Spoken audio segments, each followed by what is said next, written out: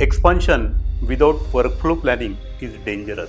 Workflow planning शिवाय expansion करणं हे धोकादायक आहे. व्यवसाय वाढत असताना एक्सपान्शन होणं ही चांगलीच गोष्ट आहे. नवीन शेड, नवीन मशीन्स, अधिक उत्पादन हे सर्व प्रगतीचं लक्षण आहे. पण एक्सपान्शन करताना एक महत्त्वाचा प्रश्न अनेकदा विचारला जात नाही. नवीन भाग जुन्या वर्कफ्लो बरोबर कसा जोडला जाणार आहे. जर नवीन मशीन्स वेगळ्या कोपऱ्यात बसवली आणि नवीन शेड दुसऱ्याच बाजूला उभारला तर मटेरियल वारंवार फॅक्टरीतून फिरवावं लागतं. तर एक्सपान्शन नंतर उत्पादन क्षमता वाढण्याऐवजी कॉम्प्लेक्सिटी वाढते, मटेरियल हँडलिंग वाढतं, वेटिंग वाढतं, सुपरविजन वाढतं आणि डिलिव्हरी टाइम देखील वाढतो. एक्सपान्शन म्हणजे फक्त स्क्वेअर फूट एरिया वाढवणं नाही. जागा वाढली म्हणजे उत्पादन वाढेल ही निव्वळ अंधश्रद्धा आहे. अशा प्रकारच्या एक्सपान्शन मध्ये प्रोडक्शन फ्लो सांभाळणं हे अतिशय महत्त्वाचं. नवीन जागा, नवीन मशीन्स आणि नवीन उत्पादन हे एक्झिस्टिंग प्रोसेसशी